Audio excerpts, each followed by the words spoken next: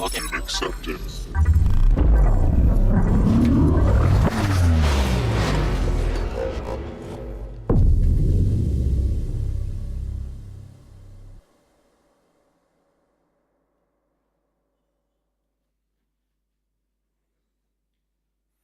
All right.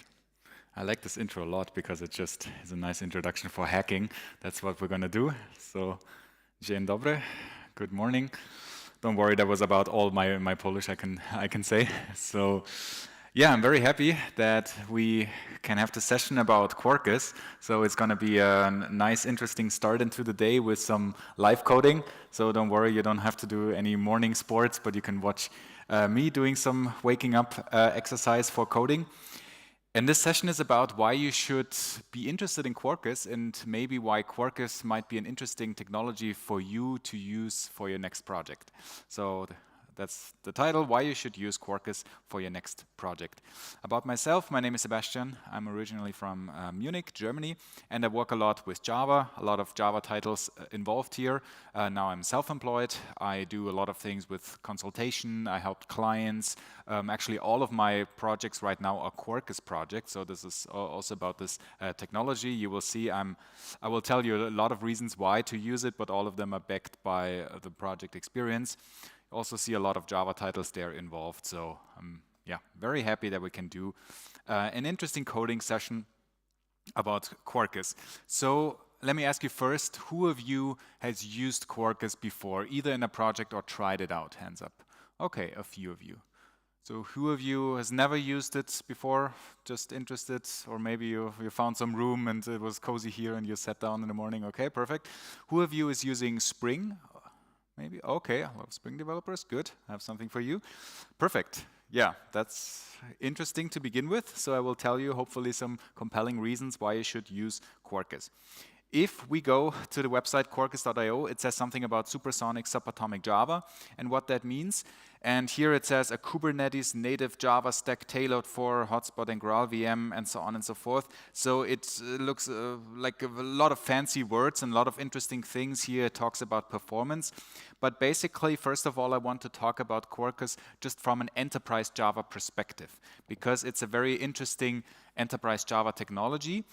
And don't worry, you don't have to necessarily know about Graal VM, native containers, all of the stuff. Basically, if you're a Java developer and you even know a little bit about backend and enterprise Java, you're good. You're in the right spot.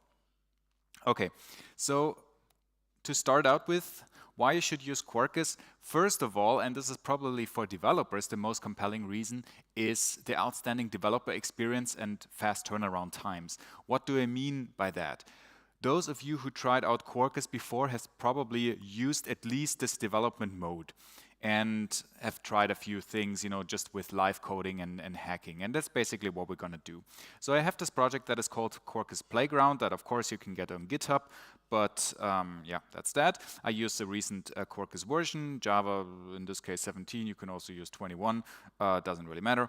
And I have some Java stuff that I will show you. Basically what this is going to be, this is a very basic enterprise application. I do a little bit more than Hello World, so it will have some HTTP services. We will talk about databases and your usual stuff. But alongside, you will see why it is cool to work with it. So basically what you have is, let's start with something very basic. That's a Hello World resource here. So we say, basically, that's that. This you might be familiar with. That is a Java class that has a bunch of annotations that are called JAX-RS, Java or Java EE or Jakarta EE for add path, add get. For those of you who are more familiar with Spring, although there are some Spring developers using JAX-RS as well, you might have your REST controller and add get mapping and things like that. So basically, that's just a Hello World. So let's start this real quick. How do I build this? Very easy with Maven. So I have something like Maven package. I built this to my Java application, and then it builds it and starts my application, and I can have my Hello World resource here. Okay, so basically I go to my target directory Quarkus app Quarkus run.jar, and this is a java-jar that I can start. You see it starts fairly quickly, less than a second, and then that's available under localhost 8080, so your typical Java stuff. So that's that. I can then go with my browser or with something like an HTTP client like curl, go to curl localhost 8080, say hello, and then it says hello world. Okay, cool. Awesome. So that's that. That was just a quick hello world example, but that's not what I wanted to show you, because basically now if we say we want to change something, so here my application, because I like coffee, so that's called coffee shop. I have some coffee shop resources here, for example. For example, if you go to /coffee, it says coffee. That's also cool. So let's try this out to get our coffee in the morning. Coffee, and it says coffee. Nice, cool. Awesome. So if we want to change something here and keep coding, then what's about the coding experience?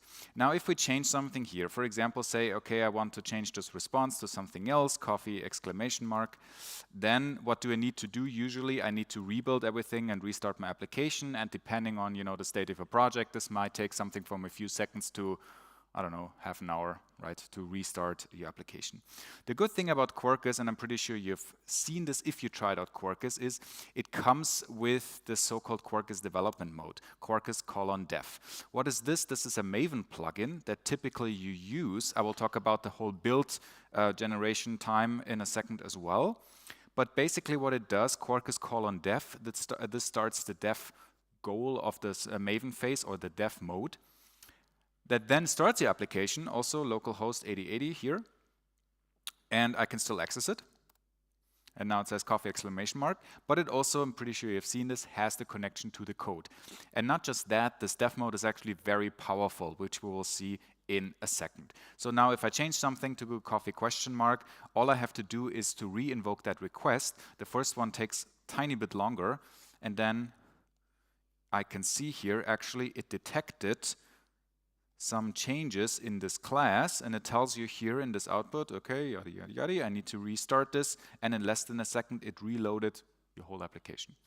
Okay, with Hello World, this is quite simple, but I can tell you this also works with big production code applications. So I'm doing this all the time, and this is really nice to code, and then it tells you coffee, question mark, and if the question is coffee, then of course the answer is yes, please. So we have that, which is cool. But now there's more. Now what I want to do, and that's the basic idea of having this good developer experience, and especially the fast turnaround time, what that means. My turnaround time is the time from I'm coding, and now I want to see the result. Does it work?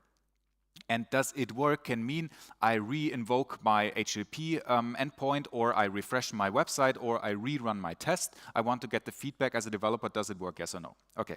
And this feedback, that's actually very important, because if I now do something and then I rebuild and restart my application and that takes 2 minutes, it's annoying. That's not fun. That's not a flow experience. Then what happens? Of course, we go on Slack, we check our emails, we pull out our phone, and we are distracted.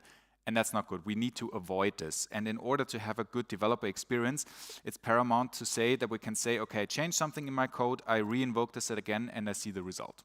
Okay, so this for a live enterprise application. So, it's not just a unit test, this is actually running my application, so I'm invoking the request. That's already really good. But there's more, because we can also do our tests in the same way.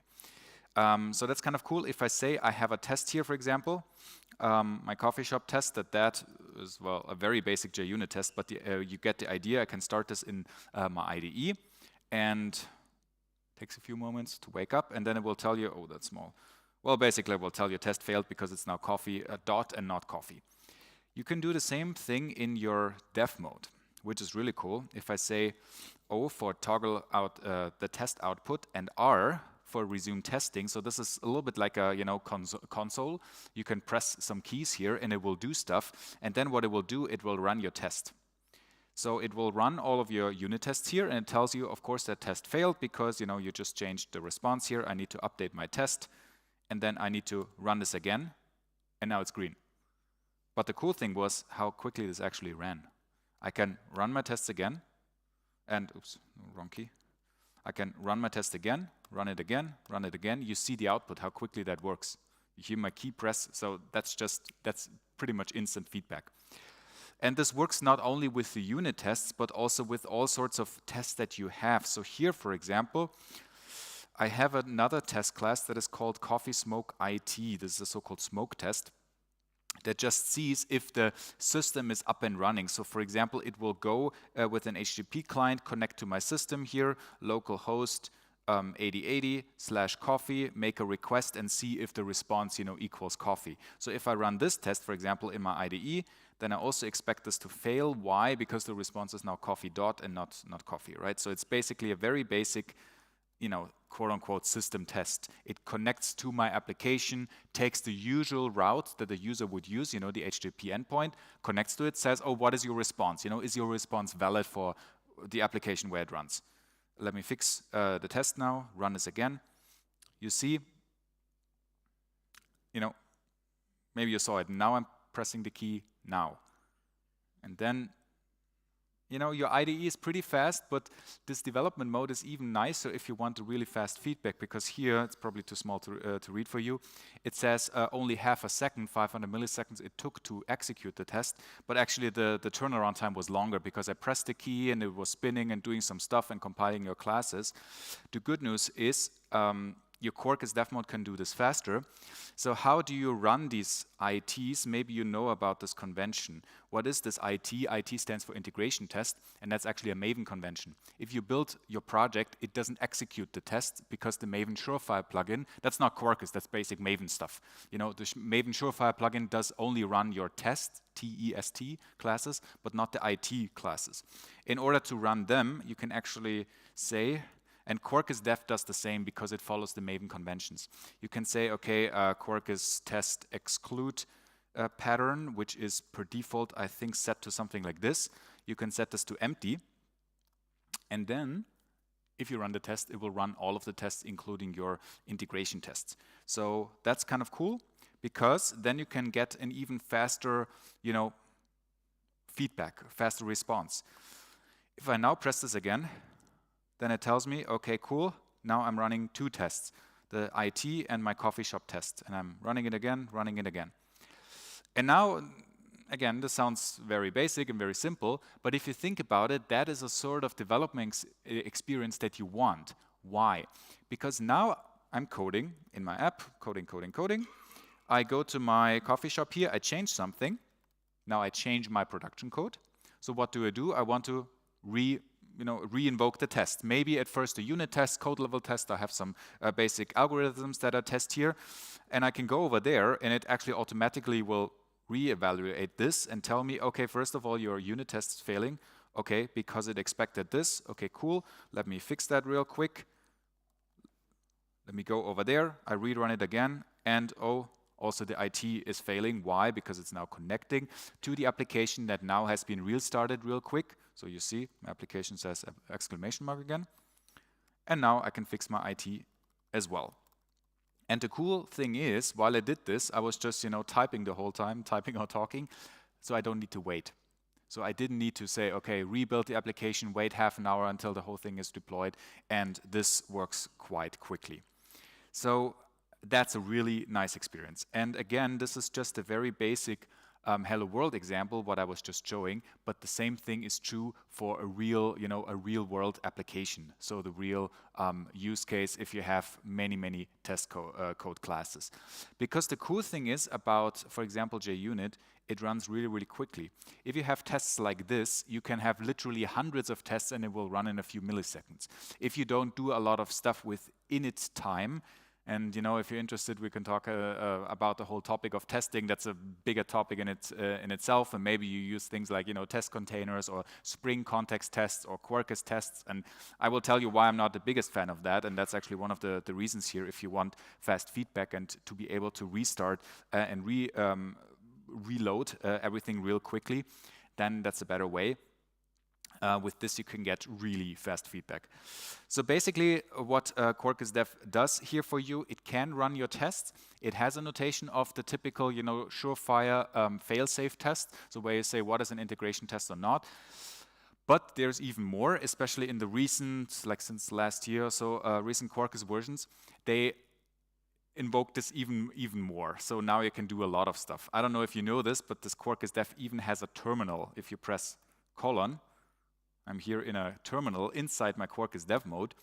And now, while the Quarkus dev mode is running, I can actually change stuff. I can change the config, and I can say, okay, for example, change the test things that I execute here. So for example, I can say there's a certain test pattern, which we've just seen. I can, for example, exclude a certain pattern like these ITs. And then I say, okay, cool. If I now rerun my stuff, only one test is running, my unit test. And if I say this again, inside, this console, I can say, okay, execute them again. When is this helpful? Well, now I can set up a real interesting scenario where I say, I have my application, and depending on what I'm coding right now, I can run different scenarios, right? Like at first you want to run your unit test and maybe, some basic integration test, then your slow integration test that invoke the payment system or whatever. And this is also interesting. There is actually a feature where you can set an alias for your Quarkus command line commands. So for example, set my pattern or something like this. This works like a basic shell. And then I can say, okay, for example, test pattern exclude, and exclude this. That's one thing. But there's even more. If you set this to a single character, A, or let's use 1, then you can actually enhance your Quarkus dev mode experience by pressing these keys, what you've seen, what I've done earlier. So for example, if I set this up, I will show this how this works in a second, to have two aliases, 1 and 2, test pattern exclude to my ITs and the other test exclude to empty. Then I can go, 1 second actually, not just empty, but also done and run this. So close the terminal and actually run my tests. So if I say 1, what it will actually do is run my tests. But also, if you have aliases that only have one character, I actually now enhanced my Quarkus dev mode that I can press keys. So now I can say I press 1, and then what it will do, it run of my unit tests. And I press 2, and it will run all of the tests, my whole test suite. And then you can enhance this even more. It supports JUnit tags out of the box, the at tag that you can tag your tests with. So for example, there's a tag slow that is excluded out of the box because who wants to run slow tests, right? So they are also not executed, but you can include them. There's a Quarkus test tag and then exclude, include, same story. So you can build up really complex scenarios where I say, okay, now run this suite, now run that, and everything while your application is running in dev mode. So you don't need to wait because you don't need to restart or rebuild stuff, which I think is really cool. So that's basically, I might be biased, but I'm not trying to sell you anything because I'm self-employed. I don't work for Red Hat. I think this is the best developer experience that you can get out there as a Java developer by far because of all of the stuff that you can set up. And just if you're wondering, these things are actually stored, your aliases, under, I think, home Quarkus, aliases. So also if you restart the whole thing, they're still there. And then, you can do stuff and, well, do whatever you like here. So that's kind of cool. Oh, and by the way, it's also, probably you've seen this, but if not, then I still want to show you. It actually runs in a debug mode out of the box. If you run Quarkus dev, you can connect to localhost. Do I have this? I think, yes. Why is this so small? Yeah, it doesn't zoom. Oh, it does. Localhost 5005, your default JVM debug port. It connects to it out of the box. So if I say, I don't understand what's going on here, I just set a breakpoint, connect my IDE to remote debug, and then run everything again. And now it catches the breakpoint, and I'm in there, which is just cool because it's active out of the box. You don't need to, spend a lot of time Googling around how to set the config. The debug port is already listening when you start Quarkus dev, and you can connect to it. 5005 actually also works in a remote way. You can run the Quarkus dev mode in containers. If you're interested in that, go on my YouTube channel. I explained how to do this. So, because there might be an interesting thing to run these environments. So here, in spite of the time, I only want to show you the basic stuff, like this is running Quarkus dev mode just locally as a JVM process. You can actually run this in Docker containers or even in things like Kubernetes setups, the dev mode, that is. Why would you do this? Well, sometimes you need a development environment while you're still in some integrated environment, right? Because you say, okay, I want to test the integration with some other auth system that runs on some test environment and not on my laptop, and so on and so forth. This actually works. It does work. I've done this before. It's a question if you always need this, but it's available. So this is, I think, for developers, one of the most important reasons why you might be interested in Quarkus, because and again, I'm not trying to convince you, try it out actually yourself, because everybody I was talking to who tried out Quarkus, no matter of the background, they just said, okay, it's a really cool experience to start up this dev mode and you can keep it running. I was only showing you very basic string manipulation, but you can actually keep it running the whole time, which I will show in a second. And it will just, if you make compilation errors, doesn't matter. It will try again until you, can restart your application. So that's really cool. Now, from a developer experience, another reason why you should use Quarkus is it comes with known APIs. That's actually the background of Quarkus. So all the Red Hat, it's mostly Red Hat-backed technologies where Quarkus came from, Wildfly, SmallRye for microprofile, things like that. They have been around for a long time, which is also why probably for all of you, also the Spring developers, this API, the syntax what I was just showing, looks very familiar. So it comes with support for Java EE, now called Jakarta EE, some microprofile things. Even Spring support with some asterisk. You can actually have, classes that have Spring annotations in your Quarkus application. There is a Spring support that works. It doesn't mean that you can take, your standard Spring Boot app and just run it with Quarkus. Not quite, almost, but you can use classes that are, that are coded with Spring APIs and run them with your Quarkus application. Why would you do this? Well, for example, for migration projects. We have done this if you have a huge project with hundreds of classes, and it's easier to do this rather than to start up your open rewrite or your search and replace, to run these classes there as well, which is actually interesting. But in general, the good news is, as a developer, this should not come too surprising. This sort of programming model, it's the same that we're used to in enterprise Java for a long time, right? Like declarative programming, we write our classes, we throw a bunch of annotations on them, and this just works. So these happened. That's basically my background. I always code in this, enterprise Java space. If you come from a Spring world, either it's very similar, or you can actually use also the Spring support and have your Spring annotations if you want. Why not? And this also works. Because the interesting thing is actually the runtime in Quarkus, which I will cover in a second. But before that, let's do a little bit more fun live coding. Because there's another thing that comes with Quarkus that I want to point out. Actually, there are a lot of interesting stuff. There's so many projects in Quarkus extensions that it's hard to choose for the session of only 50 minutes, what to show you, what is the most exciting. I don't know what is the most exciting. I'm mostly on the more down-to-earth, real-world project basis. So I show you what I think is cool for projects to use. And one of that is what is called Panache. That is basically a better version of Hibernate ORM. So, of course, Hibernate ORM, also Spring developers, that's basically the JPA that you use all the time. Of course, this is supported in Quarkus, but there's also a better way there that is now very similar to what you have with Spring Data JPA. The just extended support of having a repository pattern, of having nicer query methods and things like that. But also, and I think that's even nicer than in Spring, is again the developer experience. Because when you get started with persistence, with even this Hello World project, it's always a little bit tricky. Okay, what to start with? I need a database. Where do I get this from? Do I use a Docker container? Do I download it somewhere? Do I use a test container setup or whatever? And then who gives me the schema and things like that? So that's pretty cool here, I think. So I'll just keep this running. My Quarkus dev mode is still running. And I go to my application and show you the code of these coffees. So there is a coffee that I can order and have. So coffee, for example, has a type, that's a class, has an ID. And I can ask for my coffee here with coffees, plural. And it will give me a JSON array of saying, okay, I can have a coffee here. And then I can also order a coffee by posting to my HTTP endpoint, sending HTTP post with a JSON to say, okay, for example, please order me, what do I have? This is actually a Turkish mocha coffee.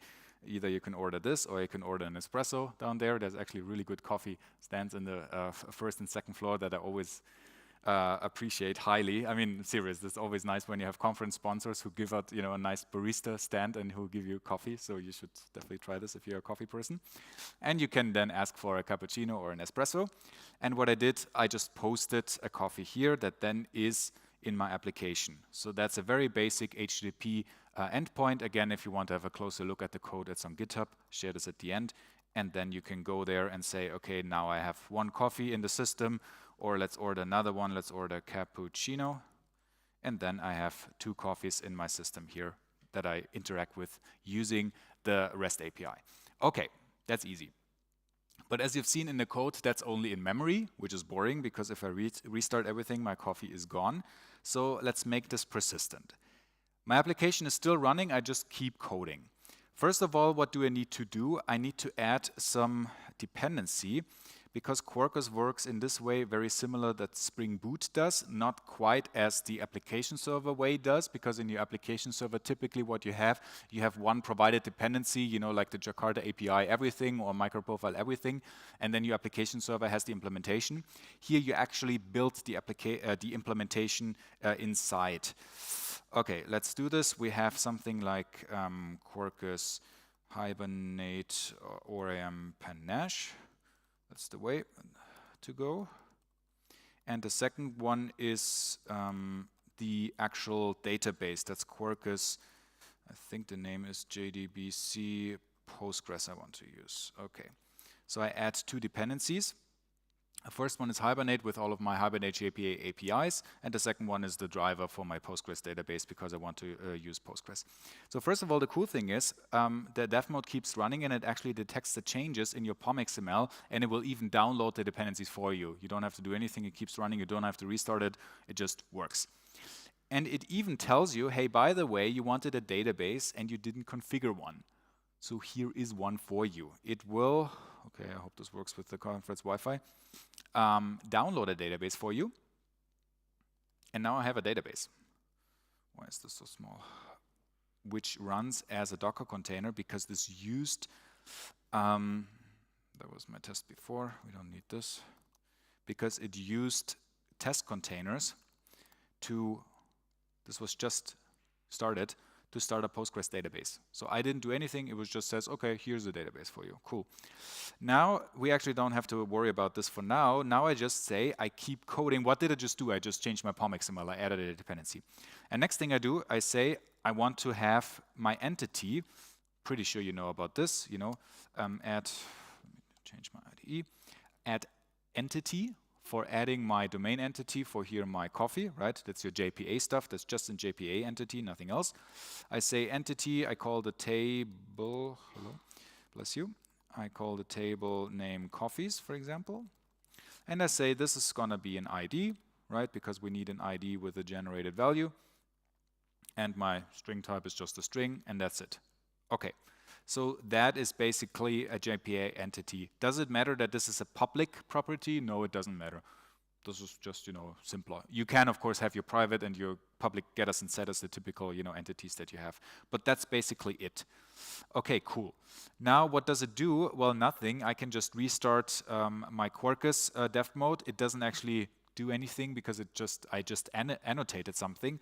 But what it will do already, it will create a schema in my database. It will use this to say, okay, now I have a table with what I just created. And I can actually have a look at it if I go to my Postgres database and say, please connect to that. Localhost port this one, and the user I think is called Quarkus, yes. If I now go and have a look and say, okay, cool, I have a table now called coffees and it has an ID and a type. Okay, nice. Which has these particular types here. Cool. So there is a table now. Okay, now how to use this? Well, I can just use it in my code First of all, in the same way, let's remove the hash map here. In the same way, like you always used in enterprise Java, that you can say, I want this entity manager to inject this here, and then I say something like, create my native queries. I'm pretty sure you've done this in JPA. This works. It's not the nicest way, I think, nowadays, because nowadays we want to have something like a nicer repository pattern, where I say, for example, please create a new class, or in this case, interface that I call coffee repository, which is a so-called, oh, not a class, I said interface, interface, which is will be an application scope bean and is a so-called panache repository. Hello, panache repository. If it does wake up. Did I do this here? 1 second. Where is my Hibernate or panache? That should work. No.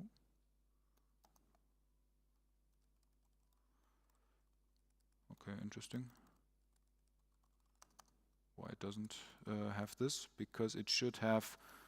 Does it have my panache? Panache. No. Okay, there's something wrong. Hibernate or panache, that should have this. I think that's an IDE problem now, because it doesn't show me my dependency. Let's reload the project here in IntelliJ. I could also rebuild the Maven now. I think I don't have to do this, because I really think it's an IDE problem, but just in any way, stop this real quick and say I'm going to repackage everything. Maybe it's going to download something. Now it's not compiling, of course, because of my changes here. Okay. No, I'm not actually quite sure why it... Okay, why it didn't select this for me. Okay, anyway. Panache repository is then a type that I can have of my entity, which is called coffee, which then has the entity, and implicitly that's an ID type long. Or I say I call this a panache repository base. Yeah, import it, please. I don't know what's wrong with my IDE.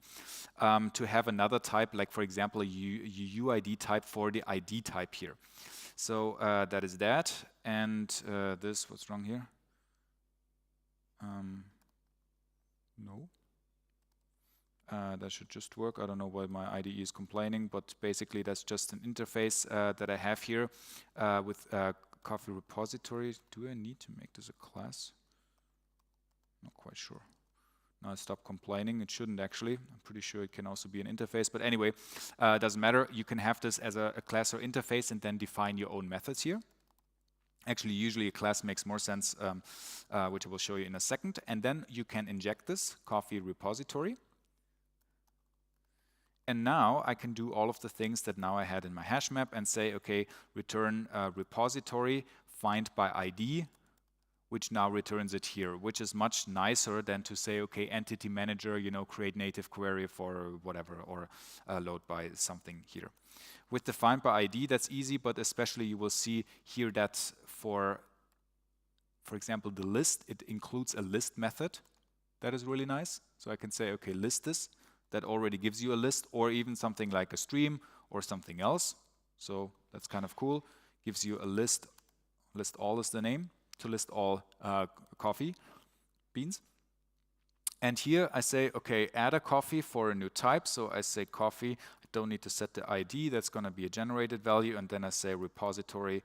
That's persist, I think. Yeah, persist is the name. Always have to check. Coffee, and that's that. And then then afterwards it should have the ID being set, because that's a generated value. We're going to test this in a second, and I can persist it. Okay, cool. Now I just quickly changed all the occurrences thanks to my repository. Okay, that's that.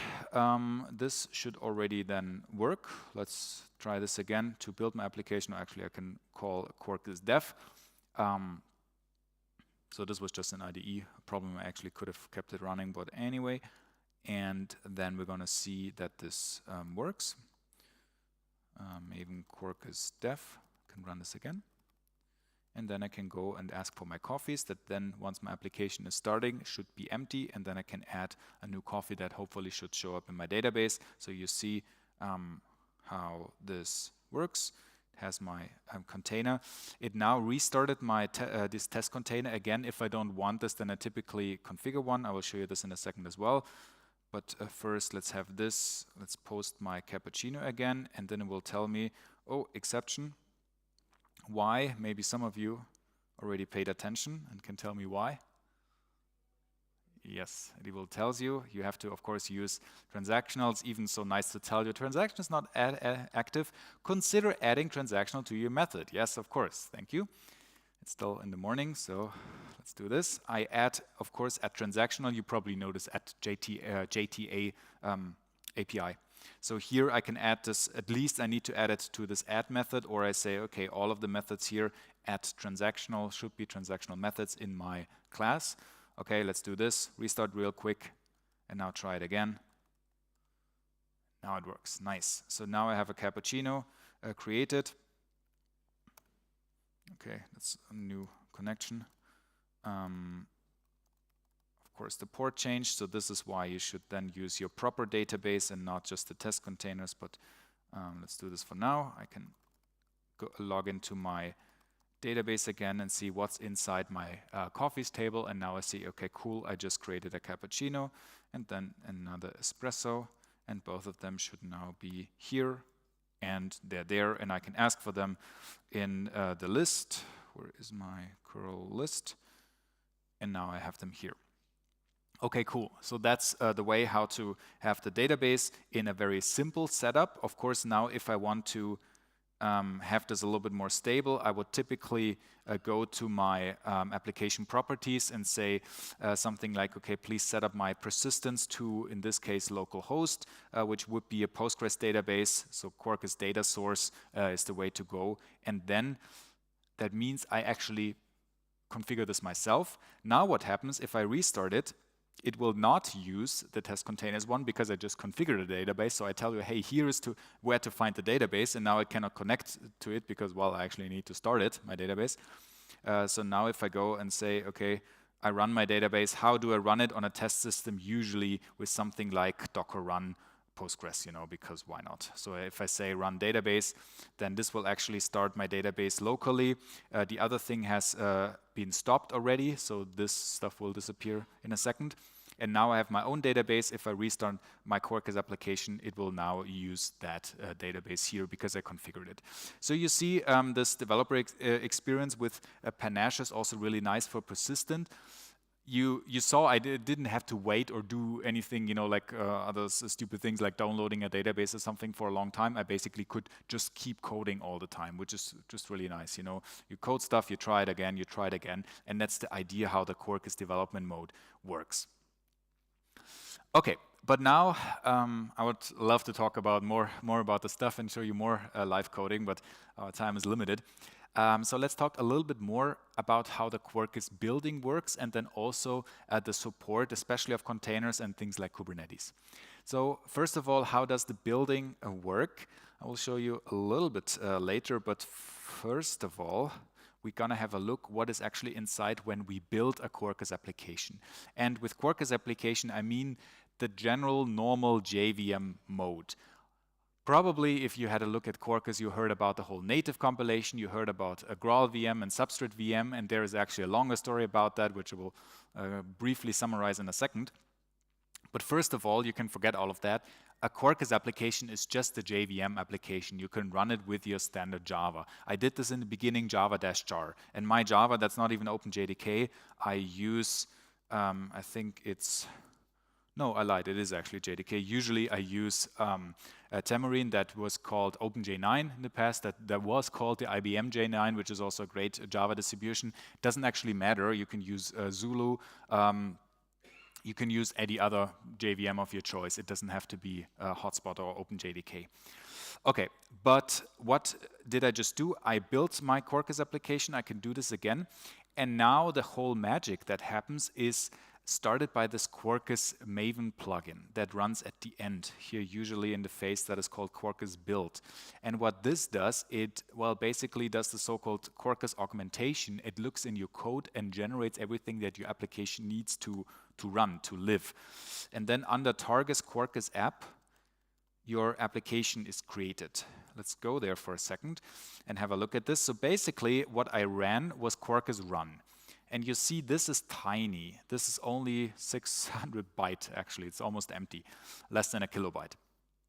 And the rest is provided in the subdirectories Quarkus and app and lib that has all of the, well, this is my application, Quarkus Playground, that actually has my classes. If we're gonna have a look at that, we will see all of the classes that I just wrote and now have been compiled.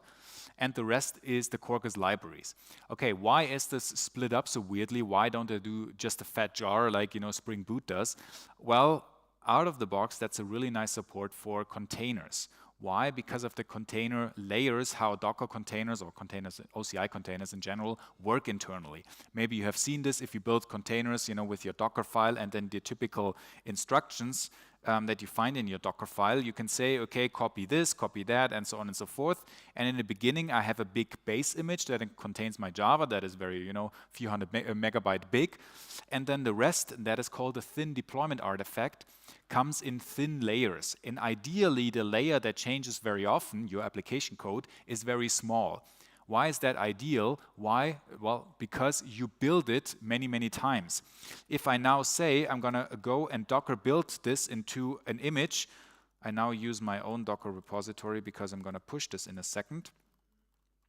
Then this is actually quite quick to do. I say, okay, build everything here, and it has already the base image, and then it adds a bunch of stuff, and basically that's it. And now I can run, you know, my Quarkus application with Docker, or more importantly, I can rebuild and push this over the wire by just pushing a bunch of kilobytes. Okay, no, because I added the persistence. By pushing what hasn't been changed yet. So the first time I need to push a few megabytes. Okay, cool. And then the next time when I'm rebuilding my application, and I'm not changing anything of the dependencies, it's just pushing a few kilobytes. And this works out of the box with Quarkus. I don't have to make any optimization. That is the way how the Quarkus typically builds its JVM mode. And now the second time I build this and I push this, this works even faster, because then it already contains these dependencies. And now it says, okay, push a few kilobytes, done. And that's really cool. And actually, while I was traveling and even in an airplane or something, you can do a Docker push, because if it's just pushing the few kilobyte of the classes that you changed, it's really quick and, you know, it doesn't make you wait. So that's a very nice support called thin deployment artifact, especially with containers, which is why one of the reasons why Quarkus works really well in containers there as well. Same with Kubernetes, you can do this really quickly. You know, again, that's a longer story, but usually I don't care that much about the total size of a Docker image.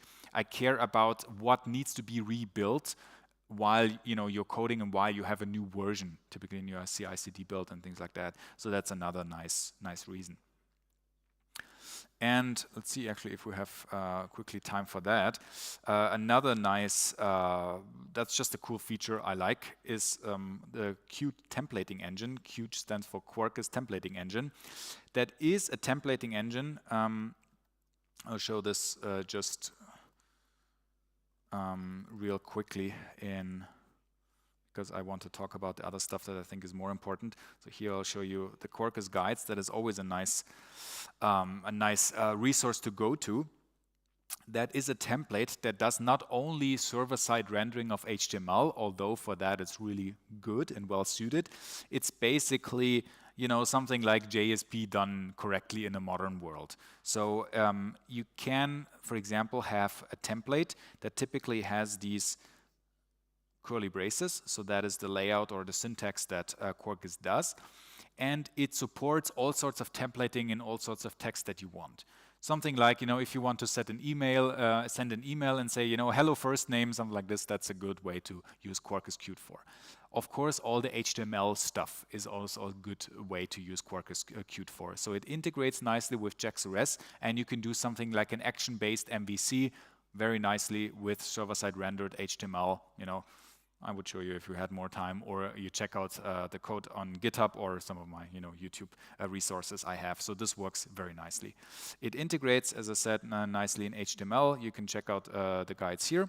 So for example, if I say I have this, then you can add some models. You can quickly add some methods here. This is really nice. You have the typical, if-else for each loop in your templating language. So basically, if you try it out, again, I sound like I'm biased, but I was just trying it out and actually using this in production projects a few times because it just works and it includes everything that you would need, for a typical templating stuff. So you can just include everything. You have your typical syntax and things like that, which I think is just nice. So go and check this out, especially for enterprise applications. That works really nicely if you want to do server-side rendering or need to use some templating for some sorts. Of course, you can also use Quarkus just for a backend application with a REST API that is used with your front end or whatever you want.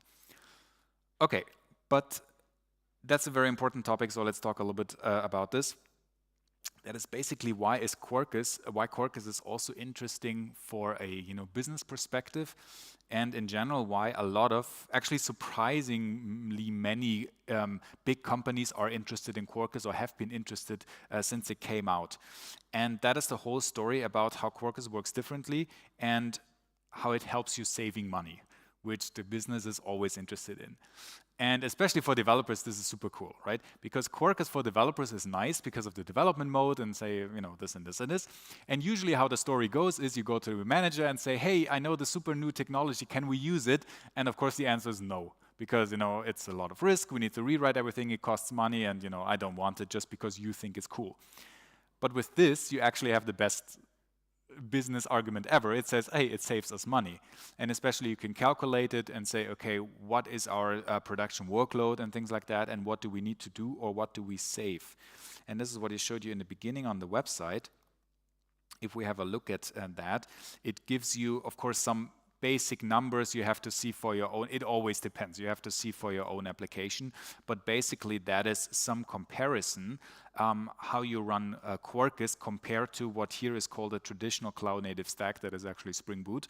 So if you compare it with Spring Boot, just the JVM mode, by doing nothing else, saves you roughly half of the memory footprint and a lot of the startup time that you actually saw already, because the application started up very quickly. Okay, first of all, why is that? What does it do? And the big difference that Quarkus does is what I showed you already, is at build time, it does pretty much all the work. What do I mean by that? Typically, an enterprise application or an application server works as follows, that you write your code in Java code and you use a lot of declarative programming, right? You have your Java code, you throw a bunch of annotations on it, and then magically an HTTP endpoint appears, right? That does all of your HTTP handling. So there is no magic. Where does this come from? Well, at startup time, typically your application server or your Spring Boot scans the whole world, scans all of your classes, and says, oh, here is this annotation at path, here is this at application scope, or at service, at component. I know these annotations, and then I'm going to build up a meta model and going to build up basically how your application works at startup time, typically, traditionally. And this takes a lot of time. Because you saw, maybe if you worked in the space, like I worked in applications that took a half an hour literally just to start up, in big old application servers or in a, big Spring Boot app. And that's not good. And basically what we have nowadays, also because of a lot of other interesting things like containers and things like that, typically we don't need that dynamic way of starting up things, because once the whole thing has been started, we don't really change an application, right? We build a new application and then we start a new container. So it's very, start it once and then forget about it, or don't change it. And that's what Quarkus does. It does all of this augmentation or all of this magic, all of this resolution at build time. So at Quarkus Maven build time, it does all of that work already. It scans all of your code, and then it builds a highly optimized and highly reduced runtime, basically, as if you would, write your code directly, not with all of this indirection and inversion of control, having all of this annotation. So basically, as if you directly wrote your code, start server, then have the HTTP mapping and everything. And that's basically the resolution of that. So once you do the build, even just in a JVM mode, I didn't even talk about GraalVM. If you just do the Maven build here, it will come up with a highly optimized version. That's why it starts up that quickly and why you have a much lower memory consumption, also called tree shaking. It just removes all of the stuff that it doesn't need. So then it's not dynamic anymore. You cannot change it. You would need to rebuild it. And then it just works this way, which is why it saves you a lot of, stuff. It saves you a lot of time, and it saves you especially memory consumption. And in the modern world of computing, that directly equals to money. It actually also equals to, eco-friendliness, which is also nice, because basically if we can run the same application and now think of a big scale, a big company that has hundreds and thousands of instances of the same thing, that directly involves to a lot of, difference in footprint, both, power-wise, eco-consumption, you need fewer machines, you basically need less stuff to do the same thing, which I think is a very nice story in our industry and helps us a lot. And again, that's why I think Quarkus is a cool technology, not just for us developers, but also a nice story, in order to say, okay, we can save some money and we're more green, so, it's a win-win-win pretty much if you think about this way. Also, the ecosystem works really well, so documentation is really good. If you want to check out Quarkus, look at the guides. That's on the quarkus.io website.